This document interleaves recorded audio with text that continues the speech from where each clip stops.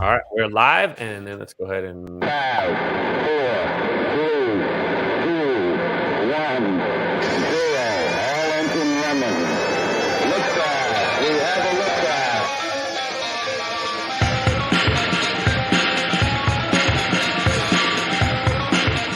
it's time for The Tainted Glove, starring your favorite man of questionable character, Aloha Mr. Hand, Hey, bud, let's party. and the Holy Reverend K-Fitz himself.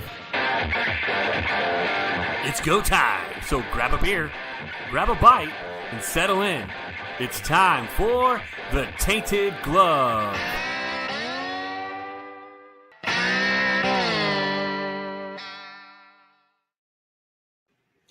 Aloha, and welcome to the July 25th, 2022 version of The Tainted Glove. I am one of your co-hosts, the man of notorious questionable character, Aloha Mr. Hand, and with me as always is my partner, my friend, my compadre, the Honorable Reverend K-Fitz, who I will probably need to give confession to in a couple weeks because I'm sure I'll be doing some very bad things once the trade deadline passes us.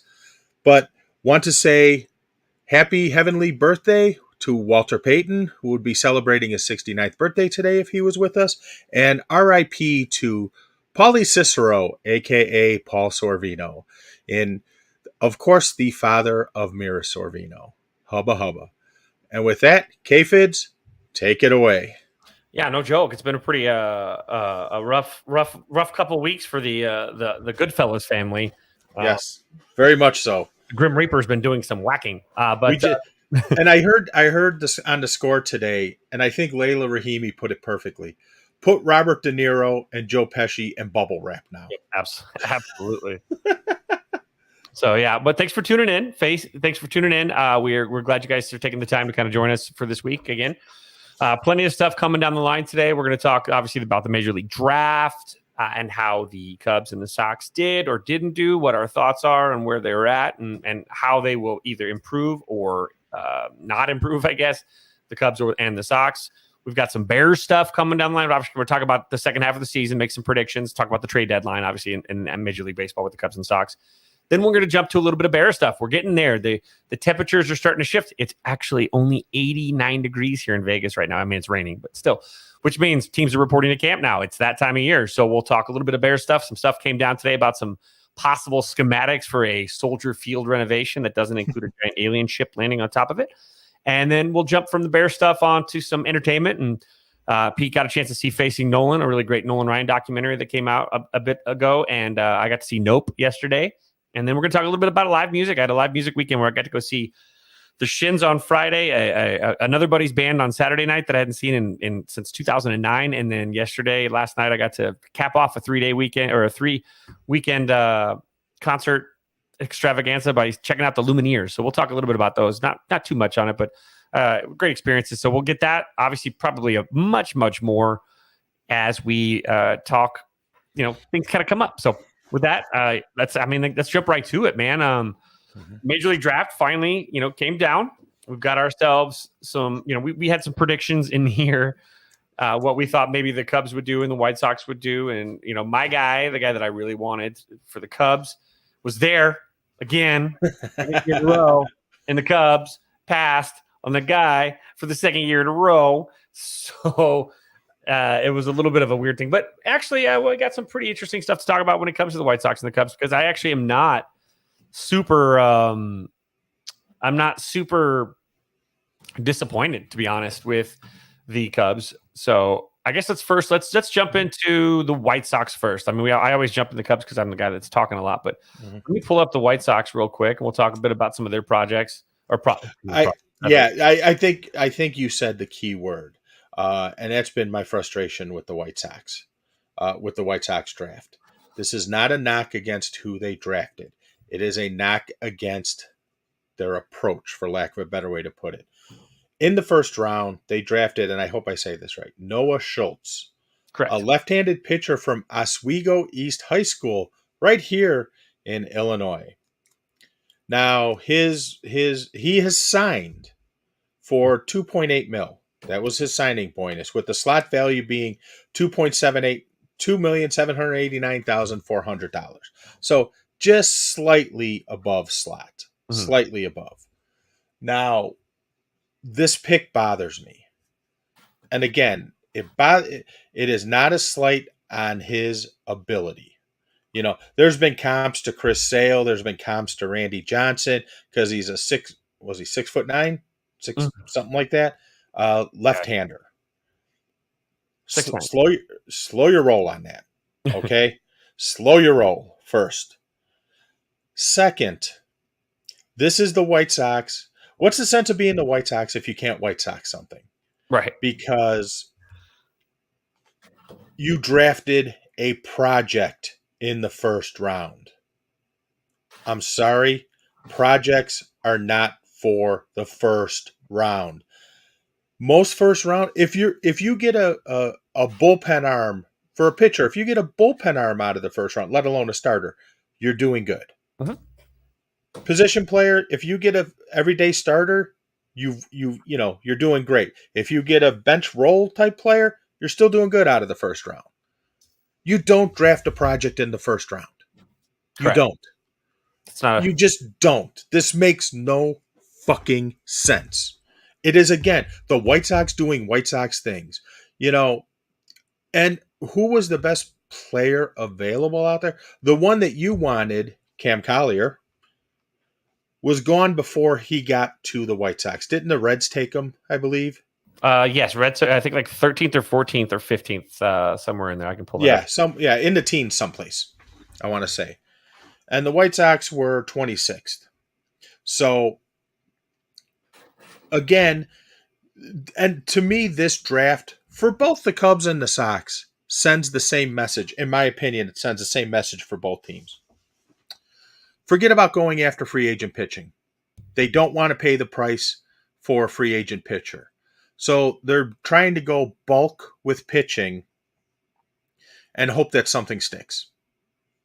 That applies to both teams because the Sox drafted Noah Schultz in the first round, left-handed pitcher, like I said. In the second round, it was Peyton Pillay. I hope I said that right. A right-handed pitcher out of Arkansas, a.k.a. Arkansas.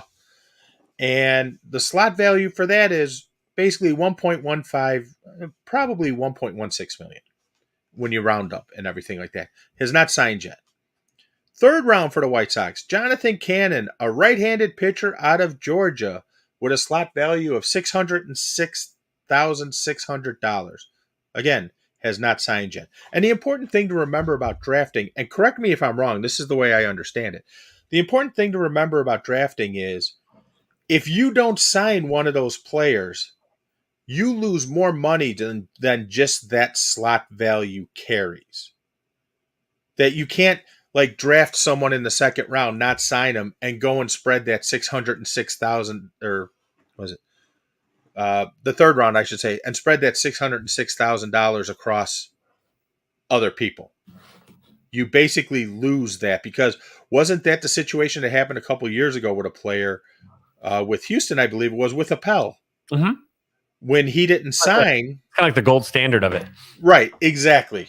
When he didn't sign because of injuries or because the medical records and they haggled about money, other players were affected that couldn't sign because that money was not available. It has a ripple effect. So you have to be mindful of that too. But this is the White Sox strategy every year. Pitching. Okay. Now, I hope they're not falling into a new refrain of cats can coach them up, much like Coop can coach them up. I hope they're not falling into that.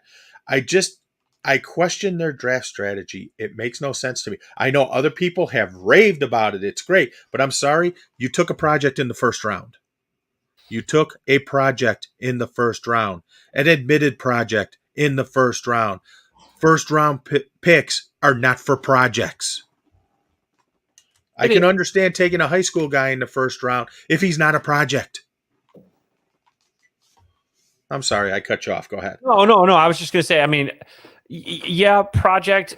I mean, I wouldn't slate this as a full-on project, though. I mean, the kid does. I mean, again, and we actually talked about this with Tanner McDougal on the Opinion Was an Ivy a couple weeks ago. He is a guy that comes out of the Perfect Game group. A lot of his stuff, a lot of the numbers that you're reading come from Perfect Game. Now, it's obviously from the organizations that are not going, oh, what does Perfect Game say? They're doing their own. Right, correct. They got their own radar guns, but Perfect Game is a component, not the component. No, and Perfect Game has a notorious record of having broken radar guns. So if Perfect Game says you throw 96, I always have a policy of taking it down 3 miles an hour because they had a guy. I had a guy Perfect Game set through 90, through 91 on my team. The kid never touched 80. So I 2 years I coached the kid. I'm like, where the hell is this 91 miles an hour that you guys said he threw? Because he's throwing 78, and that's on a high fastball. So Perfect Game sometimes is a pay for play kind of thing, but. With that said, he is 6'9". He does throw most likely mid to lower 90s at this point. He also has a huge frame. That big frame is like stepping on your toes. He's a local kid. He's got really weird hair. He kind of looks like Sideshow Bob. I won't lie. But he was going to Vanderbilt. I mean, Vanderbilt is a powerhouse when it comes to college baseball. So it's not like he was going somewhere like he was just kind of an under rated thing. But he did pitch for the Illinois Valley Pistol Shrimps when he was he missed a lot of his senior year because of mono.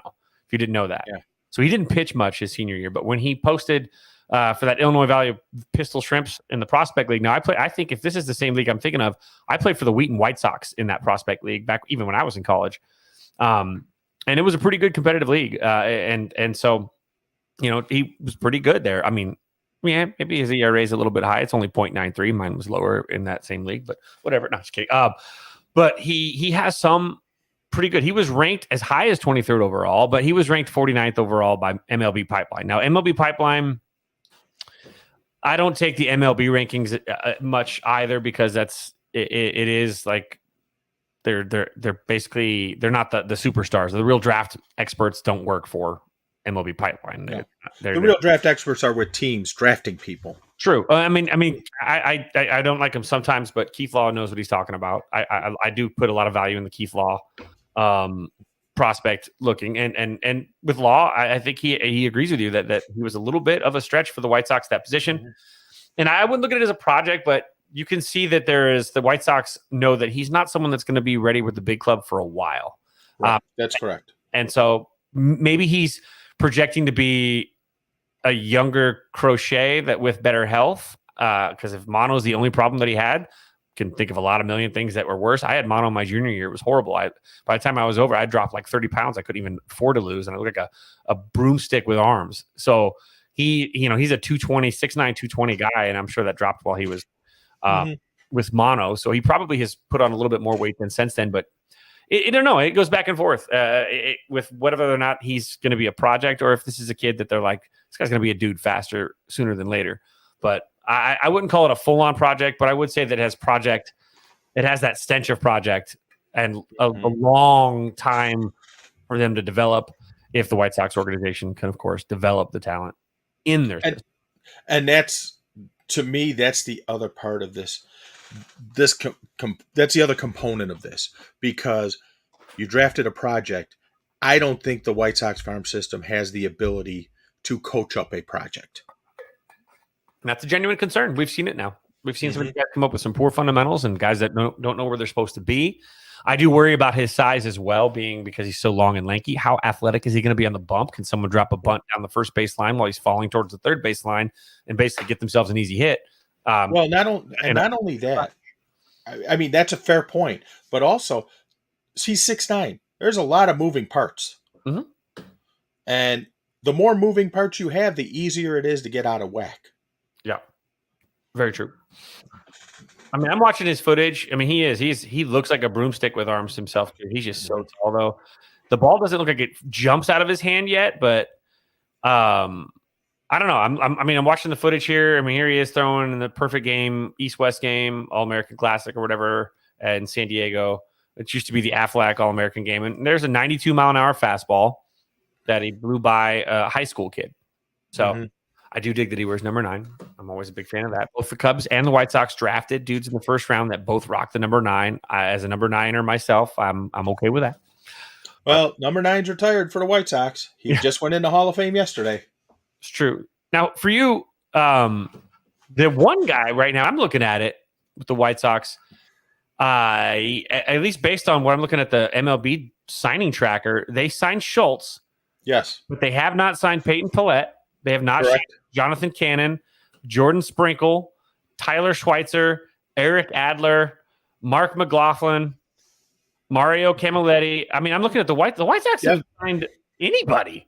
Just the one. Just their first overall pick. Yes. So that's a dangerous, I mean, they look like they also drafted some guys that really like when you draft a senior. Mm-hmm. And I want to say Peyton Pallett was a senior. Yeah, he's a 4-year junior. So we got a lot of 4-year juniors right down the list. So they drafted a bunch of mature guys too. So that's a good thing. But you're gonna have to, keep those guys from going back their senior year, which generally those guys are probably going to take the money. But I would think they take the money because I'm looking at a lot of 4 years. I mean, there's let's see here, one high schooler. That's it. They drafted one high schooler only. The first overall pick. 4-year junior, 4-year junior, 4-year junior. 1, 2, 3, 6. I mean, my God. There's a 5th-year senior, a 5th-year senior, a 5th-year senior, 4-year junior. Oh, no, it's not a senior. It's a 5. What is that? 4-year 5S? I don't know what that means. Does that mean sophomore? Or is he like a sophomore, maybe? Sophomore? Yeah, maybe a sophomore. Yeah, they had an injury waiver or something like that, and then a COVID waiver probably, because a lot of these guys got COVID waivers too, where they could come back for one more year of eligibility because they lost their COVID season. So they were given that option. So that's what, why you're getting some of these older. But those guys genuinely signed for under slot too. I hate to admit that. They are desperate because if they don't sign, what the hell are you going to do? Right. They're going to have to go out in the real world and get a job. This way they can at least keep the dream alive a little bit longer. They're not ready to sell used cars yet. So right, exactly. We're going to take the money. And one of our insurance got posed. He was a senior from Cal State Northridge, and I think the Athletics offered him like $1,000. I'm like, he was like a 15th to 18th round pick, and they offered him $1,000 because they're like, "What are you going to do? You can't go back to school. You're done. You just burned your eligibility. You're done. So you're going to go play independent league, or you're going to take the money." I had to take the money. He was from, he played pretty well. He did all right, but he eventually hung it up because the finances were just not working and he wasn't moving forward. So it was time to hang it up. But that thing, these signing bonuses. So the Peyton Pillette kid, that's another 6'1", 180 guy. Have you dug into him? What are your thoughts on that kid? He's 6'1", $180, right-hander, and what are you hearing? Yeah, my understanding is that I've done a little research, but most of it is like taking into account what I've heard from others. Your Jim Callises of the world and Keith Laws and all that. But it sounds like Peyton Pillette was a guy who they projected to go a little bit higher, maybe in the 40s or the 50s, and he fell to 62. And, there might have been some, I think, if I remember correctly, there was some Tommy John there that he had. And he's not fully back yet, if you will. Mm-hmm. So I don't know. I might be confusing him with someone else, but that's what I seem to remember. And but again, it's the White Sox doing White Sox things. The funny thing, and you and I have talked about this, I think it was you and I who talked about this offline. The Cubs and Sox both go pitching heavy in a draft that's not pitching centric. Next year is the draft you want to go pitching heavy with, because next year is looking to be very pitching centric. Sure. So next year, and my fear is that you spent a lot of draft capital this year on pitching. Okay, fine. I get it. It's a commodity. You need to have it. Next year, if you do the same thing, you're bleeding your system because you're not putting position players in there as well. And this is part of the White Sox approach, and the White Sox being the White Sox. They're so afraid of the cost of pitching that they spend 90% of their draft capital on pitching and then have to go out and get position players for everything else because they draft some, not enough, and then they don't develop what they draft. Mm-hmm. It's their scouting and everything else to me is ass backwards. They just, I don't understand what they're doing. I do understand what they're afraid to pay for pitching. that's what they're doing. I mean, it sounds like it. I mean, and again, and this is the crazy part is they've done all this stuff and they made all these, these picks. I mean, they went pitcher, shortstop, pitcher, second baseman, catcher, Pitcher. Yeah. first baseman, outfielder, third baseman, and then closed out with pitcher, pitcher, third baseman, pitcher. So it's not as pitcher savvy, pitcher heavy as the Cubs, who only drafted two position players, but that's pretty pitcher heavy. I mean, and again, like I said, 4-year seniors and juniors and sophomores, 4-year college players, a lot of mature guys that are quicker to make that journey. Some, for the most part, they're 22, 23-year-old guys. Those guys should be theoretically faster to the show, which if some of them pan out, some of them are good, you could maybe, save some money on the back end of your rotation instead of overpaying for, like, say, I don't know, a Dallas Keuchel. And maybe they're good enough to kind of hold down that back part of the anchor part of the rotation. But, Pallet, I mean, I'm looking at him. Of these draft picks, I mean, so you got Jonathan Cannon, another kid. I mean, look at this. Arkansas, Georgia. You got a UC Santa Barbara. Hey, UC Santa Barbara. I should mention. There's a Tennessee. I want to say there's a couple Arkansas. I think the catcher's from Arkansas too. What's his name? Michael Turner. I want to say the catcher's from Arkansas too. So let's see here. So for you, what got a Ball State guy too? Yep. What picks today from that draft that stood up to you is, because I mean, you seem like you seem a little bit down on the Noah Schultz. What are the picks that you looked at that you said, okay, I'm in. I dig, that was a good one. Or are there any that you looked at and you said, nice? Or were you kind of like, meh? I mean, honestly, I was kind of but that's,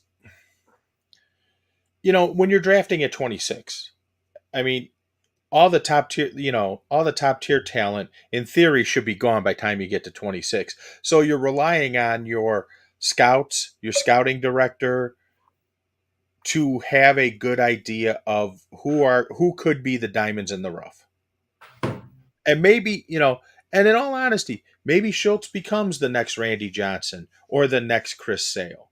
But I think it's a big gamble to take on, is he 18 or 19? Did he turn 19 yet? He was born, Schultz? He turned 19 on August 5th. Oh, so he's turning 19 in a week and a half, basically. Yeah. Okay. It's a lot to put on an 18-year-old kid. That means he was an older senior. Because most seniors turn 18 during their senior year. Yeah. Well, did he lose a year because of mono? Well, he lost a season because of mono. Yeah, okay. But did he lose a school year? No. No? Okay. Yeah, no. I mean, you still can. I mean, especially getting mono during after the virtual shutdown. There's never an excuse to not get your work done now at this point. Yeah. But again, I think and with any draft, you're buying lottery tickets, and you're hoping that you can cash them in. And I truly dislike comps. Especially with draft picks, because you're dealing with kids anywhere from like 17, 18 to 22, 23 generally. And saying, I'll give one a famous White Sox one. Saying Joe Borchard is the next Mickey Mantle, that's not a fair comparison. Saying Schultz is the next Randy Johnson or Chris Sale, or profiles like Randy Johnson or Chris Sale, not fair to him. Let him be Noah Schultz. Would I want him to profile it? Would I want him to become that? Absolutely. But let him get there first. Yep. Absolutely. And that's that's a, like you said earlier too, you want to, if you hit on a first round and then become a starter, great. Like that's what you want. That's a win. Right. It's not the NBA. This is not the NFL where you draft a first rounder and like they need to be like a rookie of the year, an MVP candidate. You're a superstar. Because people need to realize, but not the same. Yeah, people need to realize that the MLB draft is drastically different than the NBA or the NFL draft, because the NBA or the NFL draft, if you draft a player in the first round, 9 times out of 10, they're in your starting lineup from day one. They're not going to a developmental league or low A, single A, double A ball. No, they're on your roster and they're supposed to be contributing from day one. That's not how it applies here. That's why it's such a lottery ticket. Mhm. So it doesn't Speaking sound of which, I need to go get some for that $770 million or whatever it is in the Mega Millions. right. Might help pay some of these all of these draft picks that have not been signed. Now the Cubs, on the other hand, the Cubs have actually signed all but 2 of their top 10. Mm-hmm. And then let's see here. Nobody else. So they've been focused. Looks like the Cubs focused on their top 10. Mm-hmm. Oh wait, no. Let's see here. This can't be. This is not updated because I know that the Cubs just released that they had signed 8 of their top 10. And this Major League Baseball, that's July 23rd. Really? No, that's interesting. Well, with the Cubs, they've been paying a little bit, whereas the White Sox, it looks like they're kind of sitting on their hands right now and kind of figuring out what they have, which would be kind of interesting to see how many of these. I mean, I think that there's no rush, but here's me. Like, why are you not? Like, I want to get these guys in my system as soon as possible. Oh, absolutely. Going and get them to learn, and every day wasted is a wasted day. And I don't know. It feels weird that they're not kind of rushing, but obviously there's a lot of money out there, so the White Sox have to pay. But so there's not really any selections that stood out to you. You're not the Kade Horton one makes me chuckle a little bit because in some of the projections I read before the draft, Kade Horton was one of the names going to the White Sox at 26. Yeah. So that one obviously stuck out a little bit for me. You said though, I mean, what did they draft? Like the Sox did sign their number 20 pick, their 20th round pick for $100,000. Yeah. So I think that's 100,000. It says 100.0K. I think that means 100K or $100,000. I don't know what that means. Yeah, it's 100,000. So it looks like they signed Ethan Hammerberg from Ohio State, a lefty swinger, swings from the left side, but it doesn't matter. 4-year junior out of Ohio State. So they have signed 1 player. Right. So they got 2 players locked up. And Schultz, yeah. So 2 players total. Okay. The first and the last. Yeah. And Alpha and Omega. Yeah, the Cubs have signed Horton, correct? Yes, Horton signed. And we'll get Ferris? That. Yeah, too. Yeah. But with the White Sox, are there any picks for the White Sox to you that stand out, though, before we jump over to the Cubs window? I know the philosophy is to draft the best available player, but I do like the catcher that they drafted. I'm pulling up his name right now. Michael Turner from Arkansas. Because I think that's a need that they are going to have very, very soon. And hopefully he is someone who can progress. And again, I know that goes against the whole model of draft the best available player, but you have a lot of holes in this organization.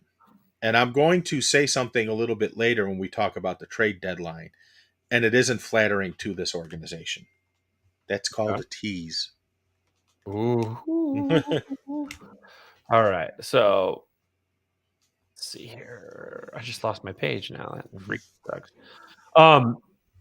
All right, so jumping in. So you like the catcher? I thought there was I think there's a good connection here actually with the Cubs as well, with a player that the Cubs drafted later on in the draft. I believe it was Connor Nolan. So you guys, the White Sox, they drafted the actual starting catcher for Arkansas. The Cubs drafted the backup catcher for Michael Turner, who the White Sox took from Arkansas. The Cubs took his backup as a pitcher. He basically threw a third of an inning this year, 2/3 of an inning last year. He has zero experience on the bump when it comes to competitive baseball, at least in a real competitive baseball. Maybe he did some sort of side things during the summer or something. I thought that was a really interesting part. So there's a little connection there. The Cubs drafted the other Arkansas catcher, but not as a catcher. Now, there's one I have to ask you about for the Cubs. Oh, sure. Well, let's wrap up the White Sox first, though. Yeah, sure. If you got anything left with the White Sox, then I'd like to go through all the Cubs too. I've done enough analysis with these guys over the last couple of weeks now where I'm very familiar with No, them. I really don't have anything left for the White Sox except just to say, it's the draft, because in the position they were in, they can't, you're not getting the possibly known like Bryce Harper, Ken Griffey Jr. 1-1 commodity. Right. And also people remember in baseball history, there's only 3 1-1 draft picks that are in the Hall of Fame. Mm-hmm. 3. All those years, there's only 3. Yep. Because it's not that easy. Right, exactly. So don't, if the first rounder fails, which is a distinct possibility. We don't want it to happen, but it's a distinct possibility. Don't be surprised, because as we talked about, the MLB draft is a lot different from the NFL and the NBA draft, because just get to know the name and look back in 3 years to see where they are. Because there's guys I was excited about in the past with the White Sox. I'll give one as an example, Evan Scout. I was excited they got him. That was 5 years ago. He's still floundering around in I want to say high A or double A, one or the other. Still floundering around. Never amounted to anything. Hard to make it through. Yes. And before we jump over to Cubs, I'll say this. The one thing I did like about the White Sox draft is I do like the Pallet kid. I like the Peyton Pallet kid. But I also love the fact that they drafted his catcher, his college catcher. So you've got a kid that's going to be the White Sox. Now, remember, Pallet was ranked higher than Noah Schultz. Pallet is the highest ranked draft pick of the White Sox 2022 class. So bringing in a dude that could be a dude, maybe project as a 3, 4, or 5 in the rotation. One great way to keep someone comfortable is to, go ahead and bring his catcher along with him. So they brought Michael Turner from Arkansas as well. So that's a kind of a cool thing. And Turner does swing from the left side, so I do appreciate that as well as a catcher. It's like a Rick Wilkins kind of thing, or even a David Ross kind of thing, where the guy can hit. He hits from the left side, gives you a left-handed bat. Probably will hit like maybe 210, 220, but handles your pitchers really well. So hopefully that'll be Michael Turner. He's also an older guy. He's in 98, so he's almost 24. He turns 24 on August 18th. So you've got a 24-year-old catcher coming in. So that's the maturity there through the organization. Those types of guys are important beyond just them making the show. You want a good organizational mind catcher, disciplined leader guy that can kind of come around as well and help your pitchers out, like a Crash Davis, if you will, that can be there and might not make it to the show, but the impact that they have on some of these young arms as they come through might be impactful and profound. So, all right, jumping to the Cubs. Now this is you did bring up Kade Horton, excuse me. Yeah, and the Cubs, their draft went pretty interesting as well. And the thing that stood out to me with the Cubs, obviously, besides the fact that they did kind of shock the world, Kade Horton had some top 13, he was in some circles, he was ranked as the top 30. But here's the thing with Kade Horton. Kade Horton was a mediocre college pitcher this year and the previous years when he was actually able to throw. Remember, he had Tommy John surgery. He's also a third baseman. So comes off of Tommy John surgery this year for Oklahoma. Plays third base the entire season, mind you, to hit like 220. Not very good. And slowly pitched, came back and threw a couple innings here as a reliever here and there. And then towards the end of the season, they started ramping him out and spreading him out as a starter. So he's a year and some change removed from his Tommy John surgery. He learned towards the end of the season, he learned a slider from a teammate and started to implement that slider as they started their College World Series run. Now, Kade Horton, make no mistake about it, was drafted based on his final 5 starts as a college baseball player. And everybody else throughout all of the other stuff that he's done over the course of his college and high school career for those 5 starts. The 5 starts got him his draft pick. The Cubs drafted him 7th overall, even though he was ranked 24th overall, and at least according to I told you the MLB's rankings. Ranked 24th overall, his last 5 starts. He had a high spin rate on that slider, which, like, I'm going to be honest, concerns me because we don't know how that slider is going to affect his Tommy John elbow over time. Is it a healthy slider with a huge spin rate, or is it an unhealthy slider that's going to turn him into Kerry Wood very fast? He throws hard. He's a big dude. He's well liked. He's a 4th-year sophomore, which makes me laugh. But he's 6'1", 211. He does touch upper 90s. He signed at $4.45 million, which is 1.2 plus under slot. And we'll talk about why in a second. I understand it. It better pay off. It'll work. It should work. But when you look at what the Cubs have done, they took a gamble. They took a guy, the Collier kid was there. I wanted Collier bad. Cam Collier. He signed today. He signed for 1.6 over slot. So now it makes sense why the Cubs didn't take him, because they don't want, that's a $3 million difference in what they thought that they were going to be willing to pay. 1.4 under slot or 1.2 under slot for Horton. And then what did he sign for with the Reds? 1.6 million over his allotted slot. But what was his allotted slot?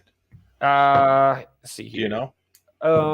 Let's see here. Because the Reds, I mean, yeah, it would be over the 5.7 allotted for the Cubs pick at number 7, but I don't think it would be. Would it be that much over?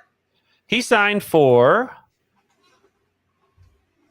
more than $5 million.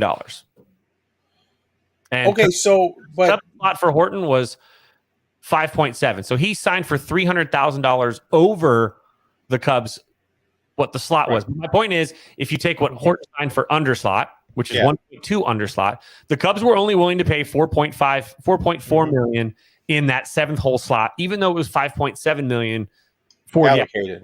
Right. So the Cubs were not willing to go higher than Caleb Horton, and they've said it very openly. Horton was their guy. That was from the start. They wanted Horton. They knew they were going to take Horton because they knew that nobody else was going to take Horton in that 7th pick. No way. I mean, if you had been taken 13, 14 overall, someone might that wouldn't have turned heads. This turned heads a little bit, but the wipeout slider, he had a great postseason run. Those are concerns for me because, again, College World Series, lots of adrenaline. Dudes show up sometimes. How is he going to do against Pittsburgh Pirates in May? How is he going to do? You can roll out great. We're really hot for 5 straight games. And yes, the wipeout slider, graded out metrically, is a great pitch. But 5 games, literally, the Cubs used 5 games as the determining factor of whether or not they take this guy or not. That to me is a concern because it's a consistency issue. And, we haven't seen this guy stay healthy for a considerable amount of time as a pitcher. So it's a huge crapshoot. And a workload as a third baseman. Who, shame on his Oklahoma coaching staff, putting him at third base, having him do double duty as a pitcher after Tommy John surgery. I would have put that guy in bubble wrap and never let him touch third base again. Only to hit 220.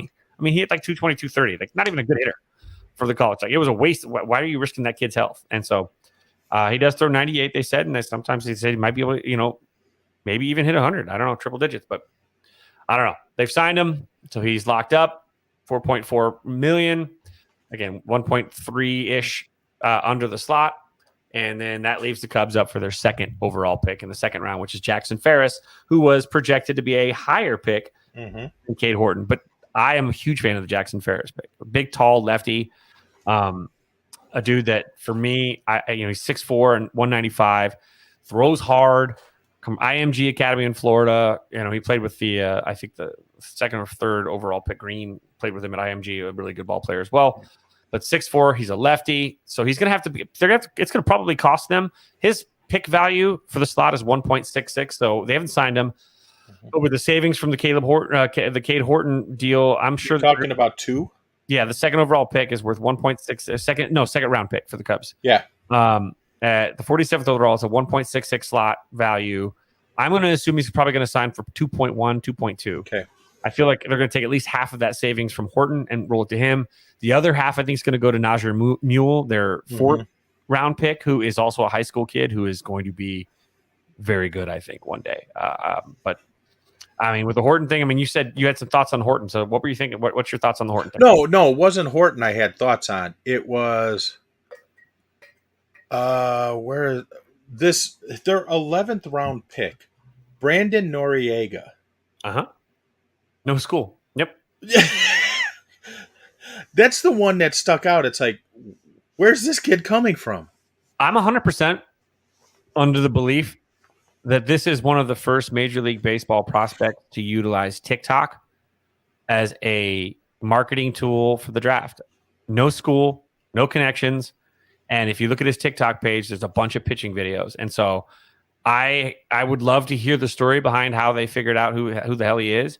But a real big part of me believes that they saw him on TikTok. It caught their eye.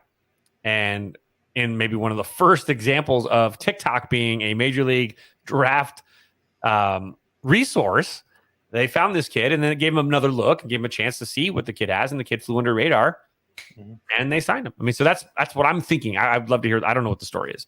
That's me just creating fiction for it. But that is interesting, right? School, he's from No School USA, class of no school. So, and he was born in 01. So that means he's 7'9".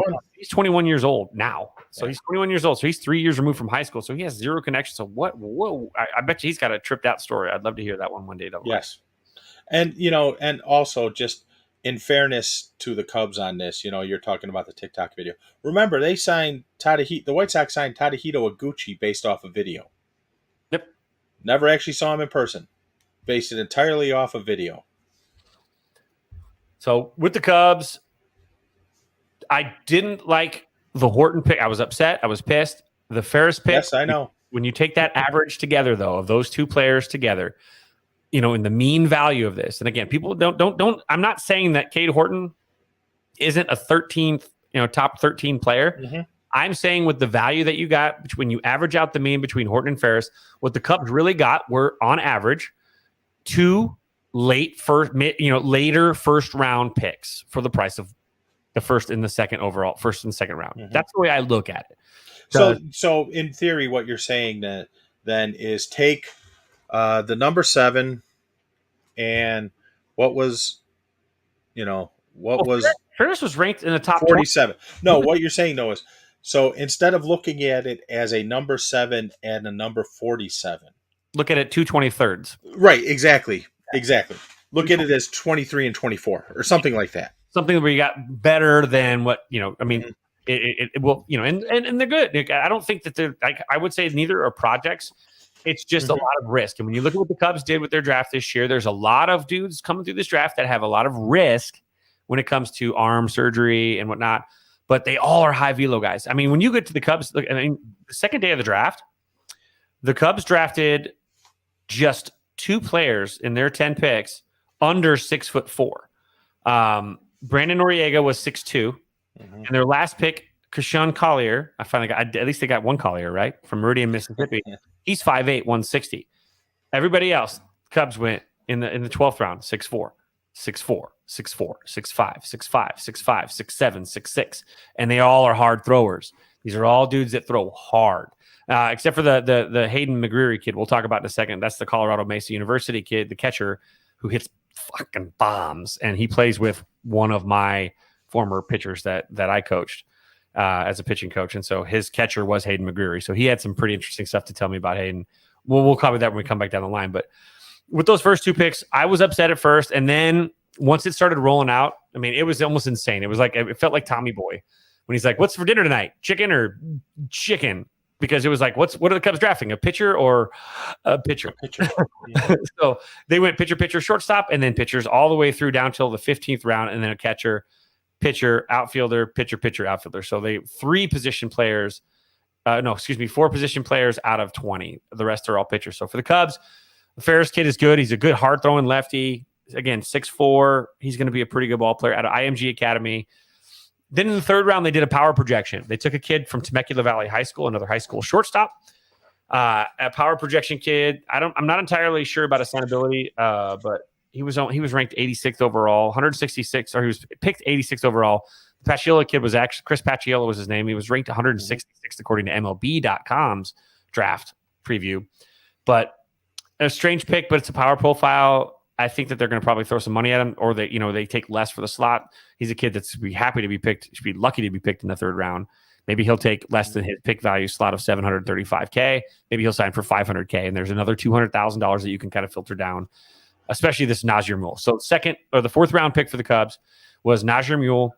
He is a 2-way player. Actually, he can actually hit too as well. He's big. He's 6'3", a lot of raw power as a hitter. I mean, I'm okay with this guy giving it both shots. Being this is the Shohei Ohtani era now, so why not let him go? Throws about 93 to 96 as a slider, changeup. Very good athlete. And he has thrown 100 miles an hour. Apparently, he has touched triple digits, but it wasn't really not great command. But once he started finding the strike zone, he's committed to Miami. And so this is going to cost a little bit. And so I think that he was one of those guys. That's why they saved a little money with their first overall pick. Is he's one of those pitchers that they had targeted, saying this guy's going to cost more than the 538 that his slot is asking for. So got him again, but he's a high school kid, high school senior. So the Cubs went 4-year sophomore with Kade Horton because of the injury and the COVID, and then high school senior, high school senior, high school senior with those the 2, 3, 4. Pitcher, shortstop, pitcher. Then they went to a guy named in the 5th round, Brandon Birdsall. He's a senior, 4-year senior out of Texas Tech. I have a guy, one of the scouts that I'm friends with that I talk to a ton, has actually watched him pitch a lot. They saw that was his region, so he got to see Texas Tech a ton. He says that I'm going to absolutely love Brandon Birdsall. He's a 6'2", 240-pound hoss. He's a guy that you want. He's a bulldog on the bump, throws hard, and might be a dude that intimidates a lot of people. I think I heard a Liam Hendricks or a Lance Lynn comparison, if I'm not mistaken. A big dude that just has balls. So I'm interested to see how that plays. His pick value was 402. He signed for 380,000. So he signed for underslot. Again, why? Because he doesn't have a choice. He's a 4-year senior. And then they went to a kid who didn't even pitch at all this year, Will Frisch. He had Tommy John. But his slot was 303,000, and he signed for 230,000. Again, 80,000 under slot. But he hasn't thrown. He's a righty out of Oregon State. So that should be, again, crapshoot. We'll see. And then this was a weird one. They took this random kid from Grand Canyon University in the round, Nick Hull, right? Wasn't even ranked. Nick Hull slot value, 237,000. He signed for 25,000. That's a lot of savings. Poor kid. That's so messed up. I mean, he's a 5th-year senior. So he was a graduate senior. Actually, I think that's what 5S means. It's a 5th-year senior, which graduate. So that kid signed. So does that mean graduate student? Yeah, graduate student, I think. Okay. So he signed for 220 under slot, basically. Which, again, the Cubs are going to save money on. And they did. And then in the 8th round, this was a wowzer. They took Mason McGuire out of Capistrano Valley High School, son of Mark McGuire, who is a pitcher. So they didn't draft a bat when they drafted Mark McGuire's son. They took Big Mac's son, who's the pitcher. But is this the son he was picking up when he hit his 62nd homer? Ooh. I don't think so, because that's 25 years ago, and that kid was like 10. Yeah, no, this might be. It can't be. He's got to be, Let's see here. Yeah, no, that wasn't the same one. It's the younger, another one of his kids. So he pitches. That was interesting. And then, there's the Cubs with Connor Nolan out of Arkansas. This is a kid who threw a third of an inning this year and 2/3 last year. And the backup catcher. His slot was 164, and he signed for 200,000. So the Cubs must have seen something in his bullpens that they thought, does he not being drafted catcher? He hit like 200. Like, he's not very good. So you got that kid. So he signed for under slot or over slot by 35,000. So the money you save on, I mean, again, you're trying to average all the mean out. Basically, you're trying to, if you sign for Horton, you took someone no one was going to take at 7. He signs for $1 million plus under the slot, and you can spread that thin down the way and trickle it down to the rest of your pick. The Noriega kid then came in the 8th round. Matthew Peters out of Ivy Tech, Indiana. Interesting again, a 4th-year sophomore. 6'4", throws hard. You got a kid out of Venezuela, Luis Ruano, who I actually was really, I thought I dug this kid, actually. He's a big kid. He's got raw tools. He's a project, but he throws 96, 97, sits like in the low 90s, low mid 90s.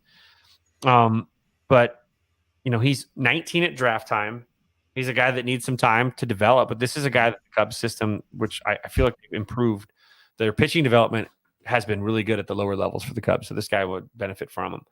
Then they get a kid, Shane Marshall from Georgia, big 6'4" righty, again, hard thrower. And then the Hayden McGreary kid. The kid he's the all-time Colorado Mesa. Oh, the kid that they got from Ivy Tech. He's also Ivy Tech's all-time home run leader. So he's a big home run power guy. Yep. Or excuse me, no, that's not him. I'm an idiot. Maybe did I do that right? Are you thinking the McGreary kid from Colorado Mesa? I feel like they said Peters pitched or was a position guy too. But the McGreary kid hit 31 jacks this year. He's a freak. Yes. And the McGreary kid, he's a big catcher. He's 6'5", 235-pound hoss. Wow, that's a big catcher. Yeah, 125,000. So there's not really a slot there. He signed for $125. But when I talked to my former player about him, flat out what he told me was, where is he? Frankie told me, I got to pull up the text. I want to make sure I don't misquote him. He said, and I quote, again, I want to quote, dude is a gamer, exclamation point, exclamation point.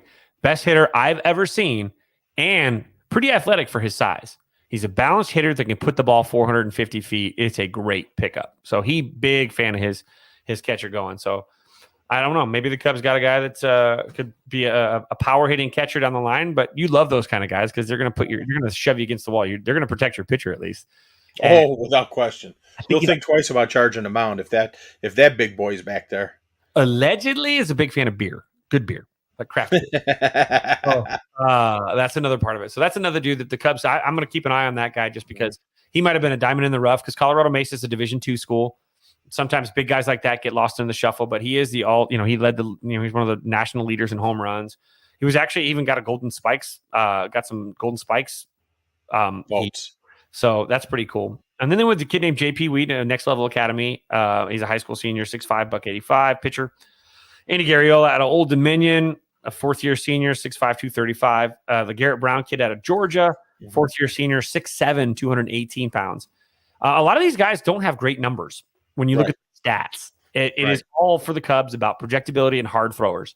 And they did that. And they have this plan. And so when you talk about what the Cubs did, you also have to take into consideration who was drafting. So Jed Hoyer a couple of years ago it was basically you lose control of the draft. You are no longer, you suck at drafting. Jed Hoyer is fantastic at taking other people's talent, trading his players for someone else's talent that they've vetted because his draft, for example, in 2019, I don't think there's a major leaguer in the entire draft that's going to be one day a major leaguer. He wasted an entire 2019, which is his last draft. Kantrovich, I forgot his first name now, was hired in 2019 after the draft, I believe. Mm-hmm. And so he was with the Cardinals. And let's see here. If I could find his. Yeah, Dan Kantrovich. Now, he has done this twice before as a draft guy, which is take mostly pitchers, almost all pitchers, right? Two of those drafts netted Flaherty and Waka for the Cardinals. Mm-hmm. So not bad, right? So this is his thing. Hawkins, the Cubs GM, comes from Cleveland, also has some pitching, has been known to be a pitching expertise. I feel like Jed was basically told, keep your hands off the draft, let these guys do their job and do the job. And this guy now, I know that the Nats have already reached out. I know the Nats are very interested in Kantrovich to become their new general manager. So the Cubs might lose him pretty soon here, depending. But because he's had a couple of really good drafts. So the draft strategy was there. They followed it.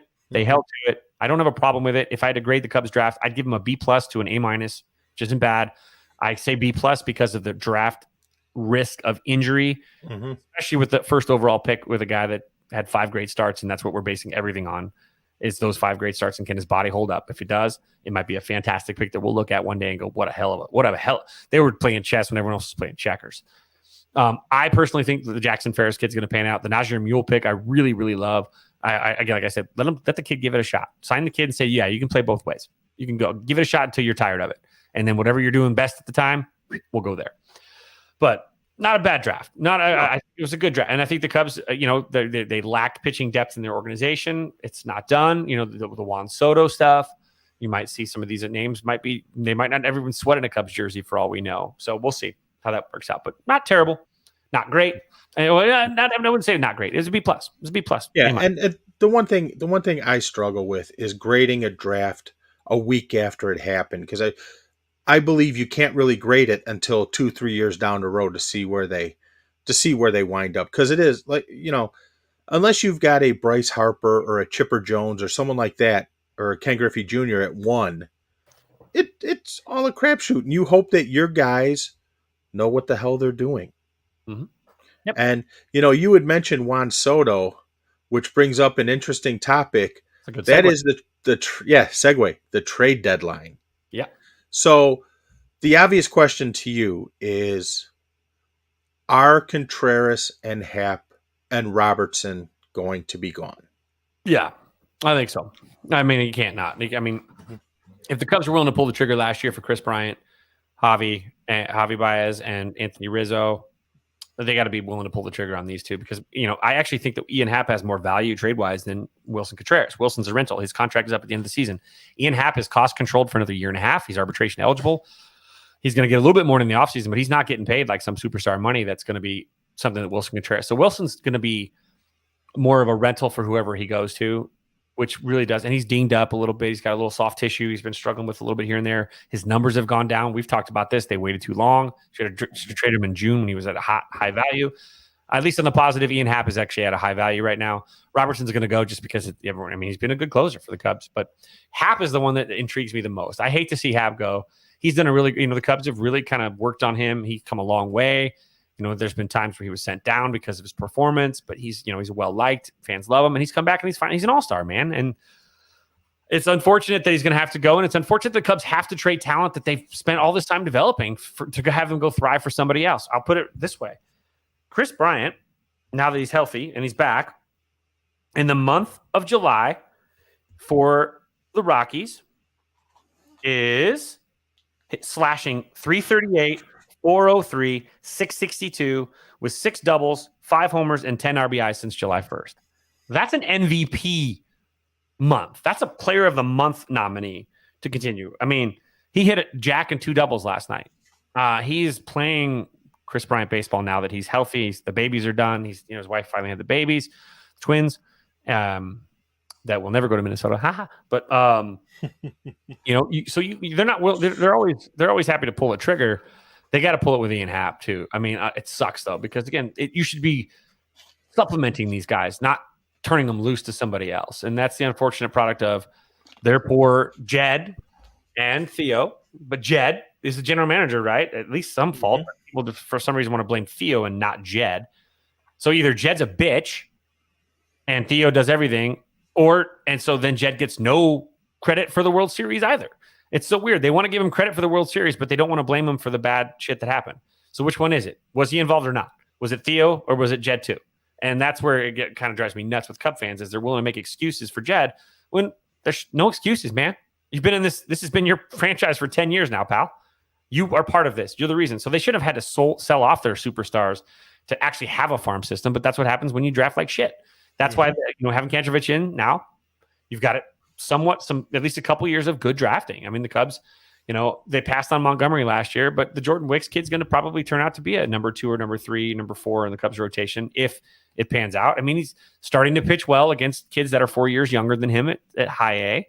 So they moved him up to double A. So he's going to get a good look there. Now we're going to see what he really has. And he did come on strong as of late. So I'll keep, make me forget Colson Montgomery because it's hard to forget a guy that's as good as Colton Montgomery is. But it is what it is. So the trade values, I mean, I think Happ's going to get some stuff. I think Wilson will get some. But Cubs fans need to taper back their expectations for the haul. It's not going to be a Chris Bryant haul. It's not going to be a Javi Baez haul. And it's not going to be an Anthony Rizzo haul. It's going to be a haul for a catcher who is, as a catcher, has a very good offensive profile. But a guy that has only caught, 40% of the games this year. They've had him in bubble wrap all year for this reason. So how is he going to handle it if he's your to-go guy all the time? Now, if you put Willie as a DH, he's average at best as a DH. His bat is, but as a catcher, it profiles well. But if he's your DH, no, you don't. I mean, that's not that much value. Ian Happ, on the other hand, from both sides of the plate as a switch hitter, provides value beyond just as an outfielder. He can also play second base if need be. That's what he was drafted as, and obviously he can DH as well. So I think that's just. I think the highest valued guy the Cubs have is Ian Happ. So they're going to be sellers. We'll see who they're going to help and supplement down the stretch. Whereas the White Sox, on the other hand, look like they should be at least in somewhat buy mode. So where do you see the White Sox? I agree with you. They should be in buy mode, but I'll be honest with you. How they play this week can change that at a heartbeat because they have 2 games in Colorado, Tuesday and Wednesday. And then they play Oakland at home this weekend. they should curb stomp them. In all honesty, they should curb stomp them. If they don't win 4 out of the 5 games, I don't know what to expect, because this mirrors 2016 so much. It is downright scary. They're a 500 team. What is a 500 team? Mired in mediocrity. What was Rick Hahn's famous words in 2016 about the White Sox at the trade deadline? Mired in mediocrity. Why did they do the rebuild?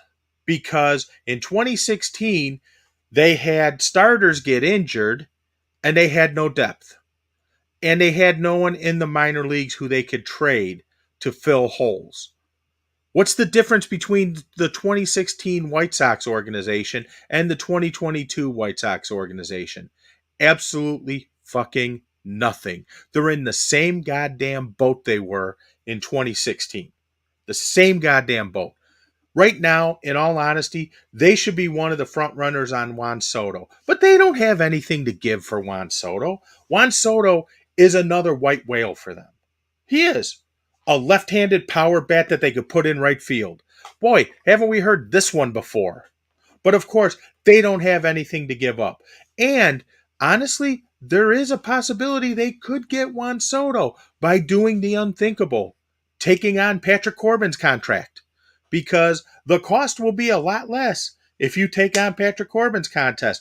But the White Sox brain trust is more about having other people take on their money than taking on other people's money. So, as far as the trade deadline, I don't expect anything, to be honest with you. I see them standing still. You know why? Because, and these are quotes that they've already said this past week, Sheets is playing better. We can have him in right field. Oh, we're getting Grandal back. It's like acquiring a player at the trade deadline. Oh, maybe we'll get Luis Robert back. It'll be like acquiring a player at the trade deadline. These refrains over and over again. It's frustrating as hell. And it just, this is the model of a second-class organization. That's what you are, and that's what you're going to continue to be. Unfortunately, the White Sox have reached the Bill Wirtz Blackhawks point. Kenny Williams and Rick Hahn are basically Bob Pulford.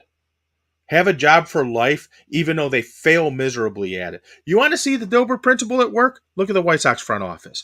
And I know everyone wants to blame Tony La Russa. It's all Tony's fault. It's all Tony's fault. No. People bitch about Tony's lineup construction. Guess what? He can only build a lineup with what he's given. How many first basemen do you have playing right field? At least 2 of them. Sheets and Vaughn. They're 2 first basemen playing right field. I feel bad for them. They're playing out of position. They're being put in a position to fail. And everybody says, oh, it's Tony. No. Where's the right fielder you said you were going to go get in the offseason? He ain't there. Where's he at? Unfortunately, this franchise won't change until there is a change at the top. And when I said this before, I still mean it. You need someone to come in at the top, not as the manager, but at the top of the organization and clean fucking house. They should be going after Juan Soto. He solves all their needs, but they won't, because they don't have the prospect capital to give up, and they won't take on the Patrick Corbin contract. Sounds like that. And then, by the way, just popped up. Tampa Bay catcher Mike Zunino is having surgery that will end his season. So Wilson Contreras just got a bump. Yes, he did. There's another suitor for Contreras. Yeah. So looks like we're what the teams do will play out here over the next week and a half, 2 weeks. But obviously, the Cubs and the White Sox are in very different directions. Yes. So. Now, I'm running a little short on time. I only got about 26 more minutes before I've got to actually get out of here. I actually have no problem, though, if you want to keep going or whatever. Yeah, I just want to say a couple other things. Right now, for those of you who haven't heard, Jason Benetti just signed a contract with Fox Sports to be their number 2 or part of their number 2 college football broadcasting team. Sox fans, enjoy Jason Benetti. He's going to be gone soon. I know for fact that Jerry Reinsdorf is not a fan of Jason Benetti. He thinks he's just another run-of-the-mill announcer. Enjoy your time with Jason Benetti before he's gone. And also, I could see Lucas Giolito being traded in the offseason too. It's basically become crystal clear that not only is he not an ace, but that he's not going to sign an extension because he wants ace money. So get ready to see him be traded in the offseason too. Okay. So there it is. Yep. Okay. So we're going to take a little bit of time here. I'm not sure if we're going to be able to get into the Facing Nolan review or the live music. Right. Let's talk about this today. A couple things coming down the line. It is, don't forget, by the way, there's still 10 tickets available for Yumper and Swow at the show's special movie night. August 20th. August 20th. So hop to Yumper and Swow at the show. It's at Yumper and Swow. So it's at YUMPERANDSVO, and check out there. They've got their they've got information there, but it's going to be a really nice night to help benefit Planned Parenthood, something we're passionate about. So it's a charity barbecue and movie night. So tickets are $25 a piece. You get some food and beverage. There are going to be some door prizes, beer pong tournament, and movie TBD. But don't worry, so I think knows exactly what he's going to show. It's going to be Encanto for no. Promise it's not Encanto. It'll be Halloween Kills. Right. It'll be one of the Halloweens that Yumper hates. But give those guys some support. Again, you can also go to their Eventbrite. You can go to Eventbrite, and if you look up Yumper and Swow's charity barbecue, you can pop up and find it there as well and buy your tickets on Eventbrite. Again, Saturday, August 20th, 4 p.m. to 10 p.m. Central Standard Time. And then here is Swow's home address. No, just kidding. How do we know where you live, mother? No, I'm just kidding. With that said, a thing came down the line today as we're getting towards the seasons are changing in a sense. Fall is approaching quicker. School's going to be in session here in a couple weeks. And that also means training camp today. A couple organizations are already at training camp, and training camps players are starting to report around the NFL. And that means it's time to talk some football. So first thing that came out today, more than anything else that was great fodder, the Chicago Bears or somebody, I don't know who released it. I don't know who it was specifically, but I think it was Ian Rappaport. Yes. They released the designs for what that's a good point though. Rule of thumb is to never trade with Tampa. That's true. You never win the trade. That's kind of terrifying to me now. Good point. But I believe it was Larry Hawley from Hawley Sports. It's a WGN based thing. They released the renderings of the proposed dome Soldier Field, released by the mayor's office. So the mayor's office released that today. There are 3 possible renovations for the stadium, 2 that include expansion of Soldier Field to 70,000. Now, the first time they got a chance to put their hands on Soldier Field, they basically landed a spaceship on it. When you look at some of these, I'm assuming there's going to be a door window that closes like we have at Allegiant Stadium here. But if not, that's really stupid to have a domed facility that has a big old open window in Chicago during the winter. That's the whole point, is to kind of keep it climate controlled. So I'm assuming that window that you can look at the skyline the way that you can look at the Vegas Strip is open. So that's something they probably borrowed from Allegiant. And you can see the Chicago skyline open, when that window is open. So that's kind of neat. But they had a lot of these different renderings. It looks pretty, in some of these renderings, but does that really... They always look pretty. The first option is a fully enclosed stadium by rebuilding both end zones with columns that can support the dome structure. Option 2 is rebuild both end zones with columns to make the stadium dome ready. Option 3 is modify Soldier Field to be a multi-purpose stadium better suited for soccer while improving its flexibility to accommodate major concerts and a range of events. Fine. Maybe even option a Super 3. Bowl. Option 4 is Arlington Heights. Yes. And I think most people are leaning towards that Arlington Heights option, probably more.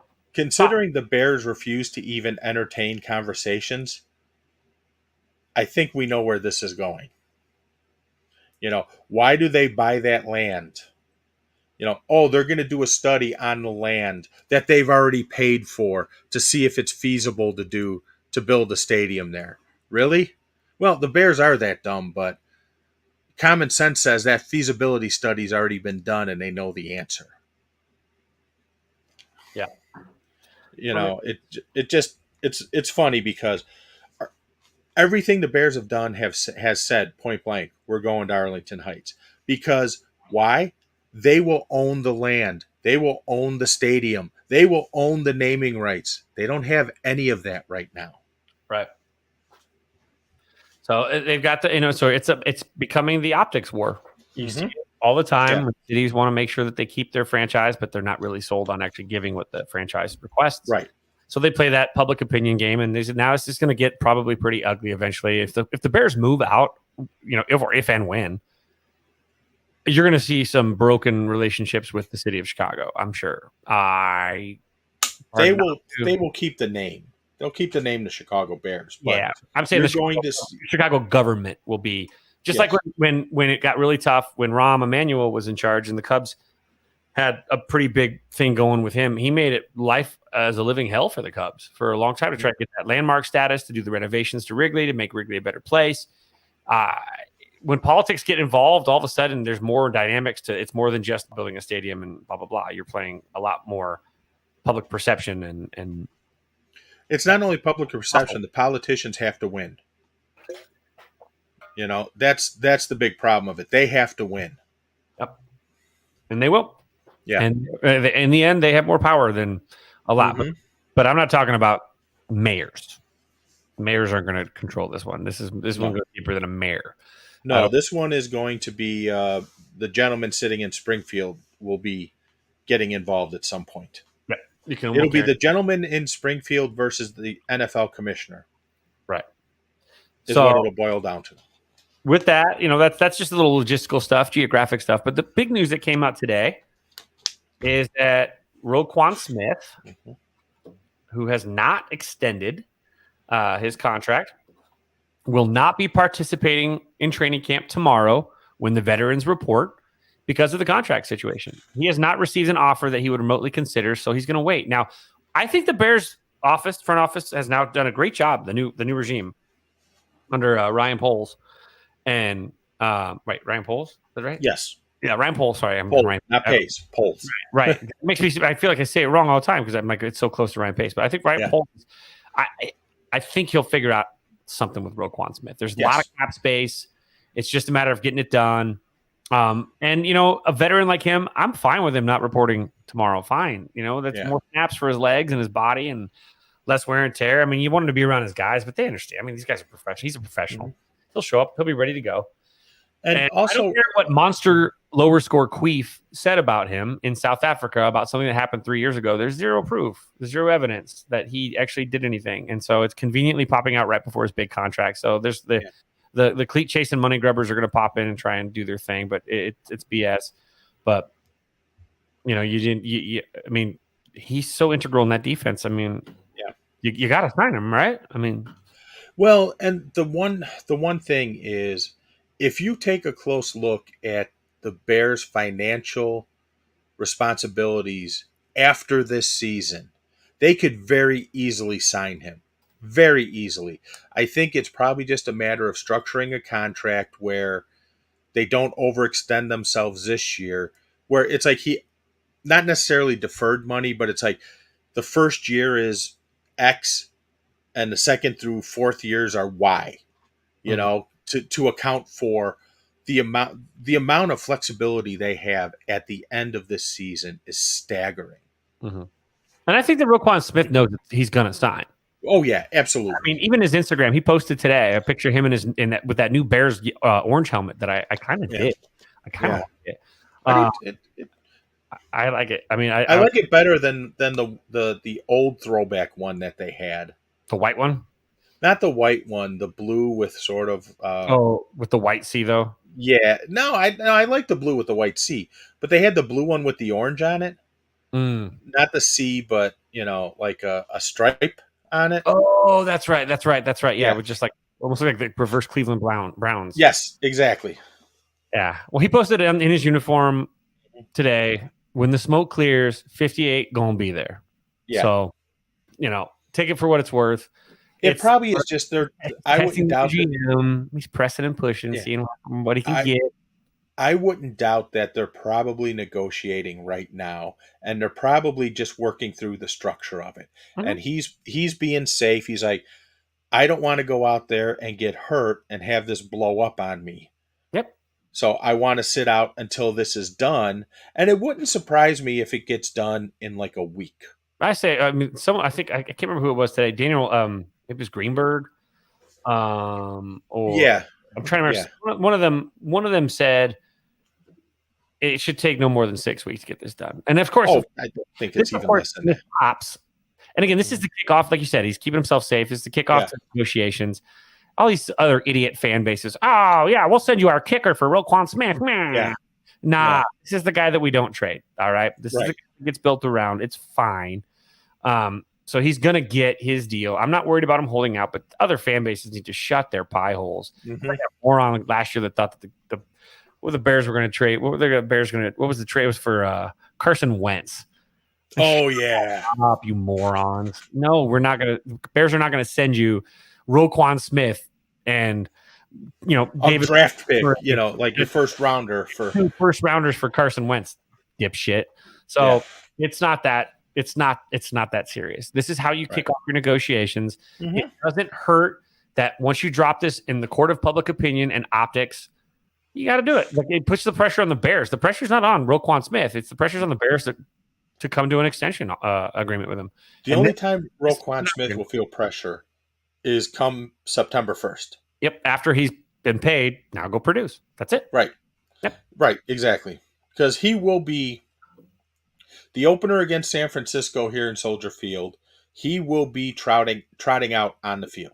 I am 100% confident of that. Now, whether he was in camp a day, a week, a month is irrelevant. He will be on the field September 11th. Yeah, there's just yeah. I'm sorry. I'm reading through some of these trade offers. Like, come on, man. Yeah, we're gonna send a third and a 6th round pick to the Bears for Roquan Smith. What? No. So anyway, that's gonna be something we're gonna see, and as it comes down, we'll know exactly. But don't panic too much. I think 6 weeks max. I think it's fine for him. He's a professional. He's going to be in shape. He's going to be just fine. And oh God, Cubs prospect Braylon Marquez has surgical debridement. Just posted just now. Prospect Braylon Marquez has surgical debridement of left shoulder last month and will miss the rest of the season.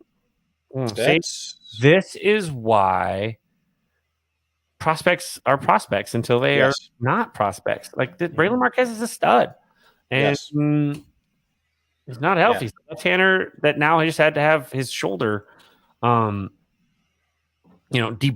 I mean, what is a surgical debridement? I mean, isn't that basically the equivalent of a cleanup procedure? It's a removal of damaged tissue or foreign object from a wound. So we could have bone chips, you could have scar tissue, we could have, both. There's conservative, which is autolytic debridement compared to like enzymatic or surgical debridement, sharp instruments where you got like shave something down. He could have a spur in his shoulder. I mean, there's so many different things that you would, for reasons why you would have one of those. But here we go. Like, there's another reason why it's hard for this to happen. So just keeping that in mind. Now, we got a couple extra seconds. I do have to dip out of here in about less than 12 minutes just because I have an event that I've got to get to. I got to leave the house at 5:30 my time, which is here in a little bit. But you did get a chance to see Facing Nolan, which is Dr. Nolan Ryan, and one of my favorite pitchers of all time.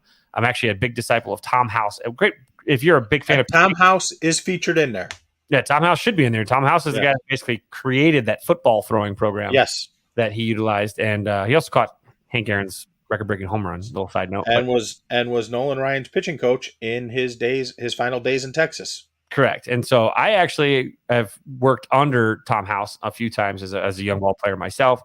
Tom and I actually dialogue on social media quite a bit. Actually, him and I were privately DMing a week ago about an idea. Like, he had posted it publicly, and I wrote my idea for it. But it's basically an all-encompassing kids league that allows kids to not specialize, but actually play 3 different sports in the league at all different times of year. So you get different coaches, and all the coaches work together for like health and conditioning.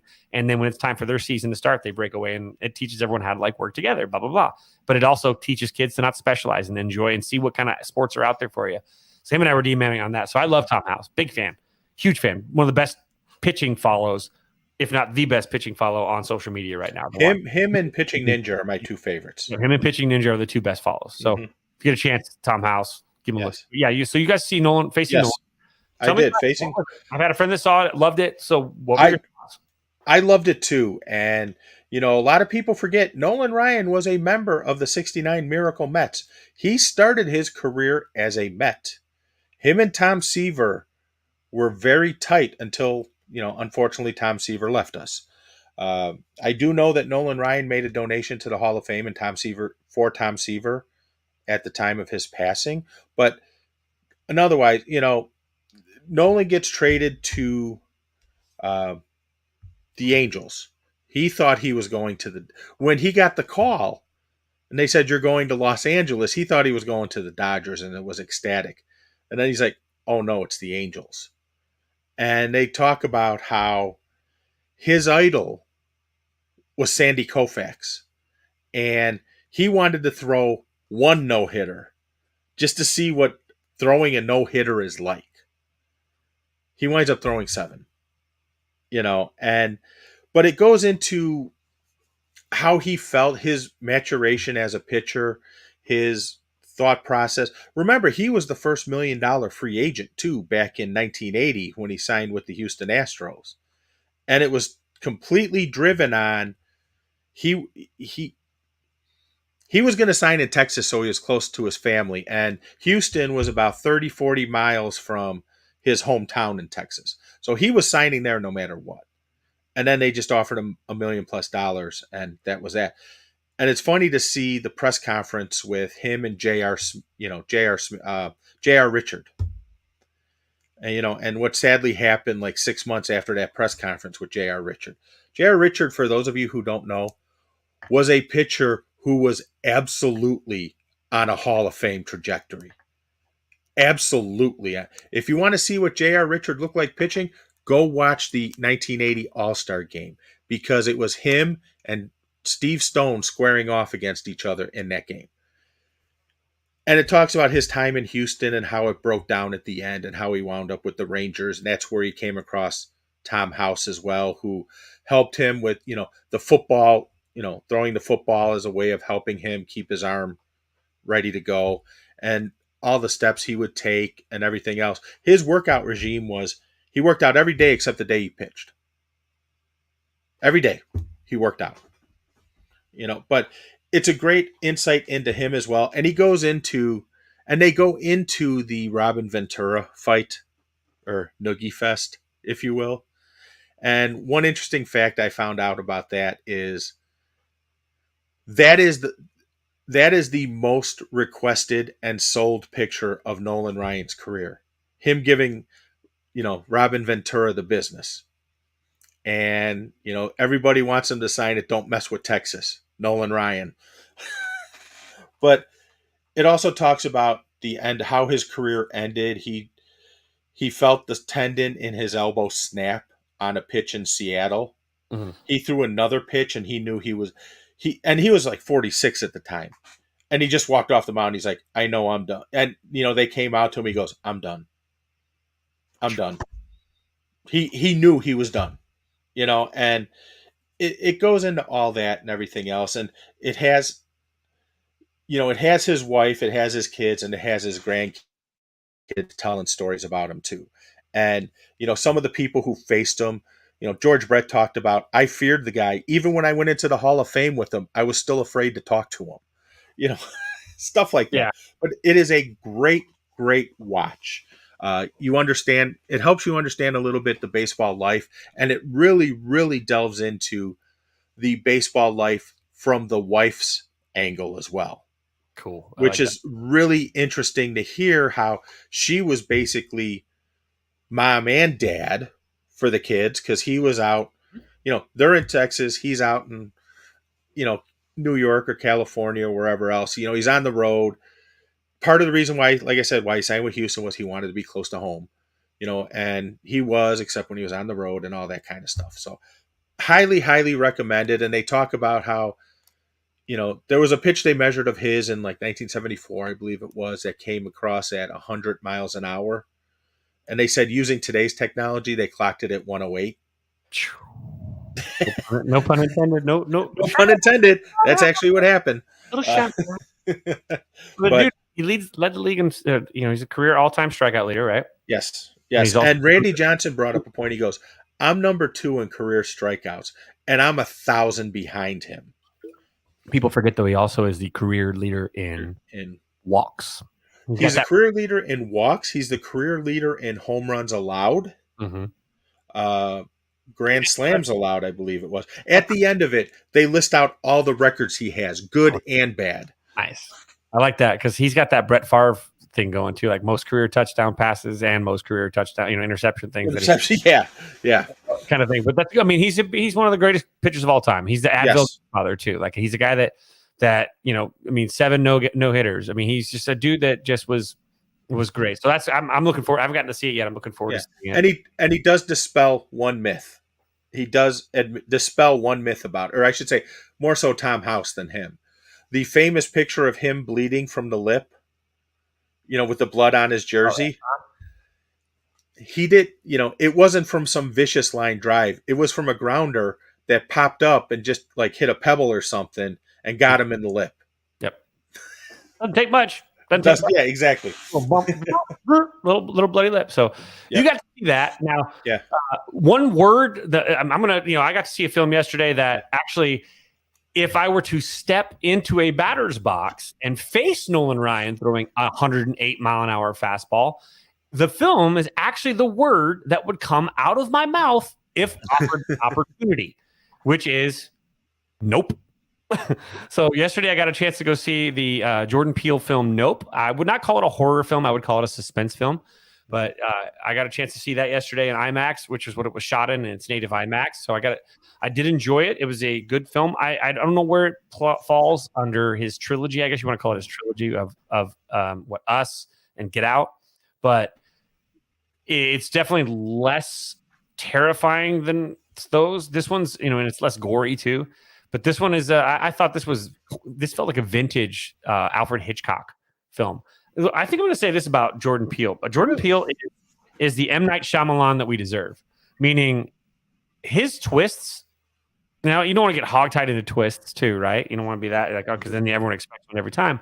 But his delivery is far more humble. Thus, I feel like his delivery is more effective in his films. He is not like, M. Night Shyamalan wants everyone is. I mean, if you watch a Shyamalan film, opening credits, his name is the biggest name you'll see on the opening credits. His ego is ego. Whereas even we saw this in our little text thread. Someone was saying he's the greatest living horror director in blah, blah, blah. He's like, well, look, a guy named John Carpenter's still alive, man. Stop with nonsense. Yeah. Because I don't think he considers himself to be a horror filmmaker. He's making suspenseful films. These films are all mine.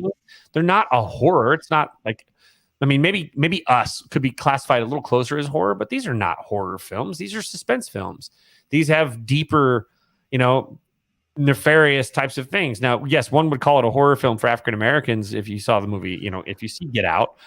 That's terrifying, right? But these products are fantastic. And in this film, to give you a little rundown, the characters are they run a horse training facility in I forget where they're at. I think in like New Mexico or something, isn't it? Yeah, like in New Mexico, I believe maybe it is. And so it starts out this whole thing. I mean, by the way, there's a whole subplot, by the way, of this chimp called Gordy. And so I won't spoil anything else, but yeah, they're horse trainers, and something happens, and so the kids take over, and so Otis Jr., OJ, which is kind of there's a funny scene where one of the white actresses, your name was what again? He's like, OJ. And she's like, and so like backs away because she's like a blonde haired white woman. It's like, oh, that's OJ's favorite. No, not that OJ. And then his sister M. They run the ranch. Their actual deep relative, the unnamed man in the famous Horse in Motion picture that was the first moving picture of all time, was their ancestor.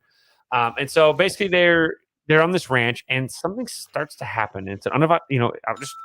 There's my timer too, but there's an unidentified flying object that kind of comes into this, and we don't know what it is. Is it a UFO? Is it something more? And in essence, the family is trying to basically like document it and perhaps survive. Not entirely. I mean, this thing's eating people and taking people up, or whatever you want to say it's doing. It's sucking it up, or whatever, with like dust devils and stuff. So people are just disappearing in this area, and it's a man. Oh man, even IMAX film that we're watching that was filmed in IMAX. One of the characters who I know a big fan. I know Yumper is a huge fan of. His name is it Michael Wincott? Michael Wincott. If you've seen The Crow, he's the bad guy in The Crow that sounds like he smokes 47 packs a day. Okay. And so he plays this old filmmaker that uses a hand cranked IMAX camera to try and capture whatever it is that this thing is. So it's even funnier. There's an IMAX recording in an IMAX recorded film. So I thought that was kind of a funny little claim to thing. But it's a great film. Daniel Kaluuya is brilliant. He's probably one of the finest actors alive today. Keke Palmer, that plays his sister, she's really good in it too. Both of the two of them together, excellent chemistry. And Steven Yeun, from those of you that are familiar with Walking Dead, Glenn from Walking Dead, he's in it, and he plays an interesting character as well. He's a former child actor that there's some, well, you'll see in the film. It has something to do with Gordy, the chimpanzee. So a lot of, that kind of stuff. The soundtrack's great, really some good stuff, but well-made film, worth seeing. I told my fiance, who doesn't watch horror films, I believe that she would actually enjoy this film. It's a suspense film, and I love the relationships between the horses.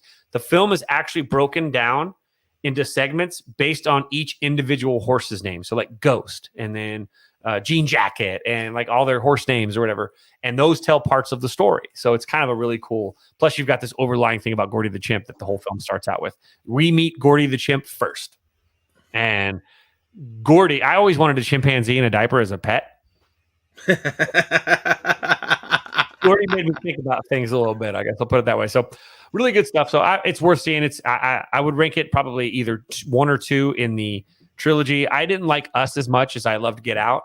I think Get Out probably will have, I would probably say Get Out, Nope, and then Us if you were to rank those 3. But Jordan Peele is an absolute godsend for the film industry. He is a filmmaker. He is genius. I will say that he is one of the best directors alive. And I would say right now, he's probably doing more for, black entertainers in the business that are working on what we call below the line, which is all the other jobs, not the writer, not the actors, not the director, but everybody else below the line is your set construction and your craft services. And, all he is specifically bringing below the line jobs to the black community in the entertainment industry and minorities in general, but specifically the black community. He's a real big part of bringing that. Him, Michael B. Jordan, they were all part of this initiative where they're trying to get more of the black community involved in the nuts and bolts of filmmaking, where in the past they were really kind of left out in the dark a little bit. So really good stuff. So worth seeing. Definitely recommend it. I think you'll like it if you go see it. So, and I'll add one other thing real quick. For those who haven't heard yet, Jaws is being released in IMAX come Labor Day weekend. September 2nd, right? September 2nd. Yes. So that'll be. So you can guaranteed you will probably hear about me, Yumpers, Vo, and Fids all going to see it, whether it's any combination of us or each individually, because I will go see it on the big screen for that. I'd venture I've seen Jaws probably 80 to 90 times because I teach it every year to four different classes. So I've been teaching for 12 years. So 12 times 4, that's 48 times I've had to teach that just to students, let alone every time it's on. I watch it. Like I can't. I love that film. And on IMAX, that would be such an experience. E.T. comes out next month in August in theaters too, by the way, if you guys are big fans of Spielberg's E.T. So that's coming next month as well. But yeah, that'll be great. So with that said, I was going to tell you guys a little bit about my live music weekend, but I can save that for another time. I'll leave it at this. I got to go see the Shins Friday night. My buddy's band got back together for the first time since 2009 Saturday night. And then I got to see the Lumineers last night.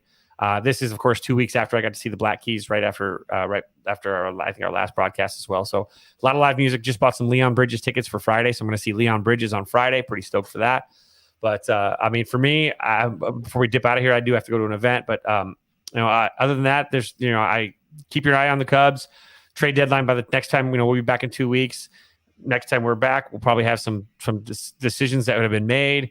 We'll know what the trade deadline has netted. We'll actually maybe even have a little bit of these prospects have a couple innings logged in, and we'll obviously be pushing a little bit more Bear stuff. So keep your eye on the Bears, and don't forget to check out Yumper and Swo's movie night again. There's 10 tickets left. They're selling hot. Going to be some real goofy people out there, so you'll enjoy the company. So, absolutely. I've got nothing left. Always a pleasure. Thanks for tuning in again. I appreciate you guys, and me and Pete appreciate you joining us. And with that, Pete, why don't you give us your final thoughts and take us on out? I echo everything you said about thank you for joining us.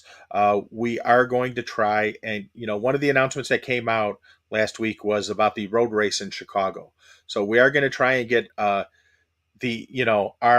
race ambassador, our guiding light, our Yoda, our philosopher our resident philosopher, Dog, on to try to explain to us the implications of this, because him and Sal have been lighting up my DMs and my Twitter account with race facts about this. And I said it's not really a race unless they drive through the potholes and have to dodge bullets on the Dan Ryan, but we won't go there.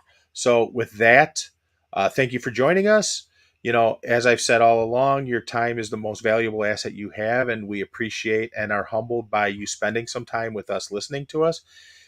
And with all that being said, thank you. Have a great couple weeks. We'll be back in 2 weeks. And Dog, take it away. Aloha.